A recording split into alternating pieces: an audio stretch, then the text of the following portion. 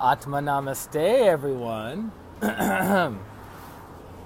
ChristianRLong, life enhancement consultant, giving you a big and beautiful shout out from this amazing city in Denver, Colorado.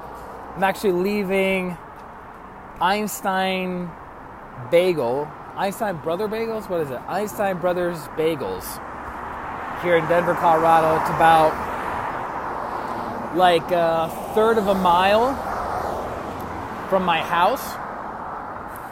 It's like third of a mile from my house. And as you guys know, each and every day, mostly in the evenings, we jump on here and we do a live stream about energy healing, meditation, and practical spirituality. And I'm drinking a pumpkin spice latte. And I like to share stories with you guys based on life experience, whether my own life experience, the experience of clients, obviously mentioning no names, or lessons I've learned in classes over the past 14 years in pranic healing and Hatha yoga. And so I thought to myself, what would be a good topic today? Yesterday we actually covered how foods have colored prana or colored energies attached to them, right? And as I was going up to the cash register to purchase or to put an order in for a bagel and coffee today, the girl, the girl who was taking the order, I've seen her before. I pretty much see her every Sunday when I go in, most times. And what I've noticed is actually very interesting about this person. For any of you guys that are huge fans of Pirates of the Caribbean with Johnny Depp, I was never a big fan of that, by the way. Was wearing an eye mask, right? You guys remember that? Oops. Or what is it called? A patch. So this girl that works at Einstein Brothers Bagels wears an eye patch. And I go, well, that's kind of interesting. And then I also noticed whenever she would go around, if she wasn't taking orders, she would go around and clean the tables. And she would talk to herself. But it wasn't the normal kind of interacting with other people and talking to yourself, but it was like having in-depth conversations with only yourself and being oblivious to the people around you. And so when I went in today to place an order, the order took like 3 or 4 minutes to get registered on the register. I wasn't ordering anything complicated. I wasn't ordering things that they no longer had. I was just ordering bagel, coffee, nothing out of the ordinary, right? Give me a second. I gotta put my seatbelt on or you guys are gonna yell at me later. There we go. So as placing the order, she doesn't have her eye patch on. And I see a very severe bruise right under her eye. Like a very severe bruise that's still in the process of healing. So she's had that eye patch on for probably about 2 months. And I go, well, let me connect the dots on this. The eye patch is a representation of something that was traumatic that happened to her. And in the world of energy healing and energy medicine and talking about chakras are just as affected, actually more affected, when we experience severe traumas in our life. And the trauma could take all kinds of forms. It could be physical trauma. It could be emotional trauma. It could be sexual trauma. It could be the trauma of rage, right? So if you have an extremely traumatic or rageful event, it adversely affects the chakras and the webbing of the chakras. And you're like, webbing? What do you mean webbing? So this is covered in great detail in Grandmaster Choa Kok Sui's book, Pranic Psychotherapy, which I highly recommend picking up. Pranic Psychotherapy. And another book is the chakras and their functions. The chakras and their functions. And in those books, you'll see what the webbing looks like and where the webbing of the chakra is located. But in essence, if you have a door to the outside in your house, and you also have a screen door, you can open up your ordinary door and leave the screen door open, and what does that do? It prevents bugs and insects from coming from the outside into your house. So the webbing of the chakra functions the exact same way. So when we have a traumatic event, the webbing will tighten, not allowing that traumatic energy into our energy body deeply. But guess what?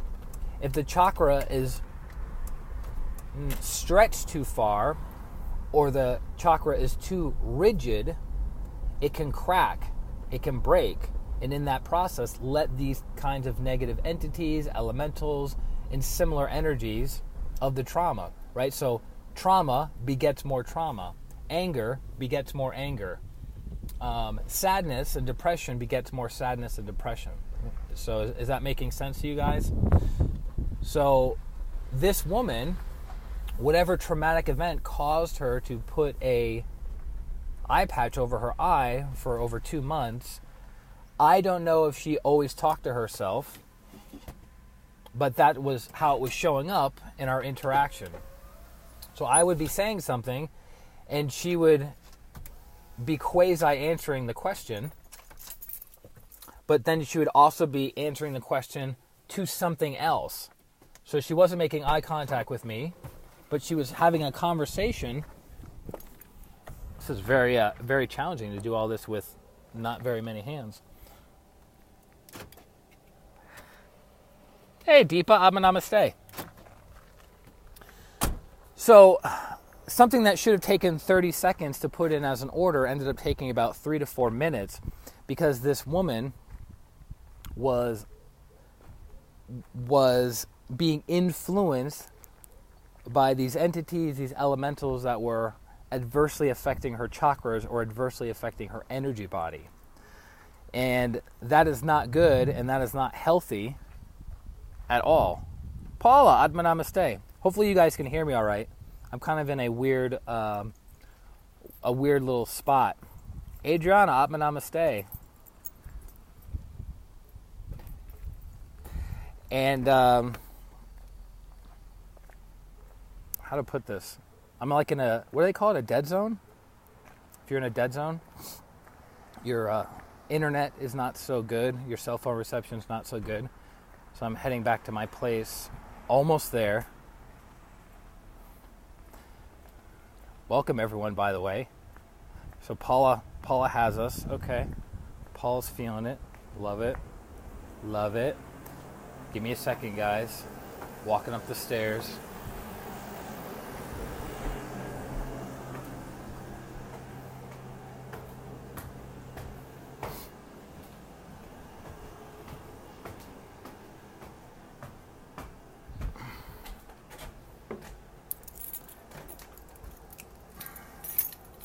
Let's all go into my house together.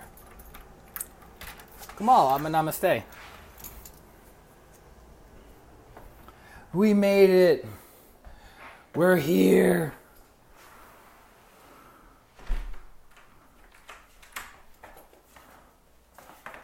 Hold on, guys. You're going on a little tour with me. So far, do you understand the subject matter or the topic that we're talking about? We're talking about, are you being influenced by these energies? Ah, there we go. It's a different angle. I like spicing it up.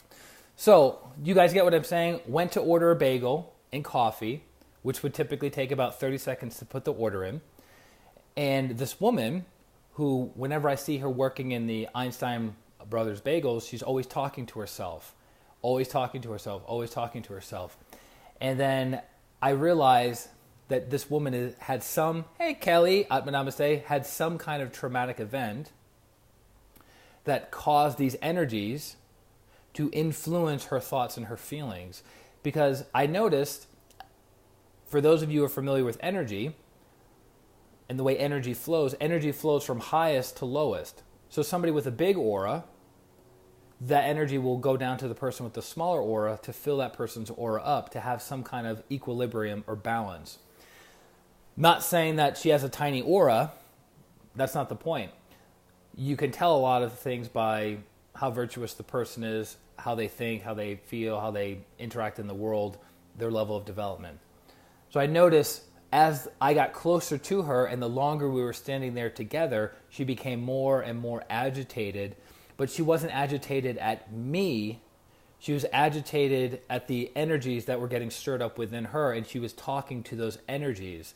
So it was like she was having a conversation with someone else who wasn't there. Adriana says, wasn't sure you do your live streams at this time on Sunday. Yes. This feels like Mr. Rogers' Neighborhood.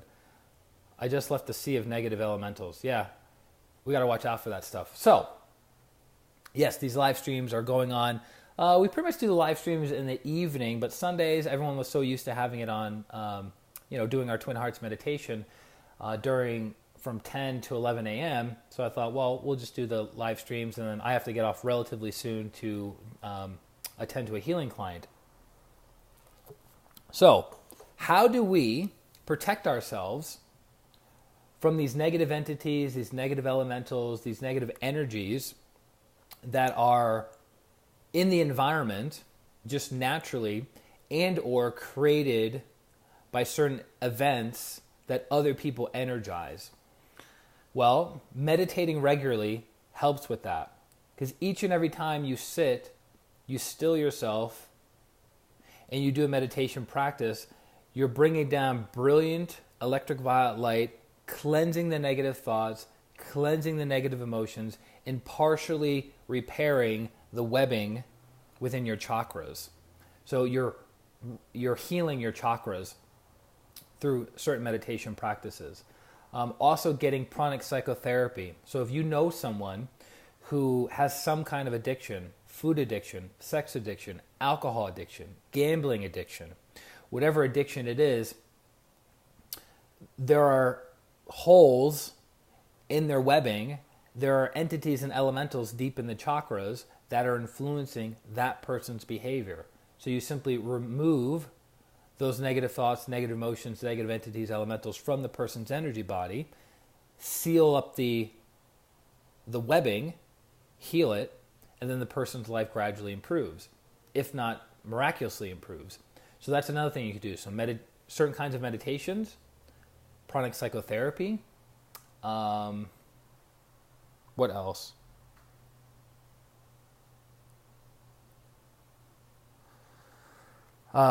Removing the person, either cleaning the space energetically of that person where that person lives, or removing that person from that space. Meaning, let's say the person has a smoking addiction, and there's smoking entities and elementals all over their aura and all over their chakras, right? Well, you can clean the chakras thoroughly, you can clean the aura thoroughly, but if the person is surrounded by many, many other people at work or at home who smoke, it's going to be much, much harder for that person to overcome that addiction, because they're constantly bombarding their energy body with those energies of the addiction. So the person can remove themselves from that environment and they can heal, or you can remove the entities and elementals from that environment so the person can heal. Does that make sense? So it would be similar to like if you got a cut and you left a gaping wound in your arm, and then you poured more bacteria on it, it wouldn't be good, right? That's why you have, after operation, they put you in not urgent care.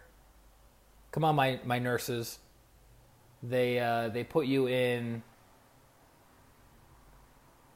the intensive care unit, and they protect you. It's a sterile environment, so your body isn't going to be bombarded with more bacteria that is going to increase your body temperature, fever, make you sick, etc. The ICU, intensive care unit. Yes, thank you, Adriana. I knew my nurse would jump in there. So Same thing energetically. You either clean the space that that person is in, or you remove the person from that space. So that's a third thing that you can do. Do you still take clients who are heavy smokers? Yes, I do. I'm currently working with a client now. We're in our 5th healing. We just finished our 5th. Was it our 4th or 5th?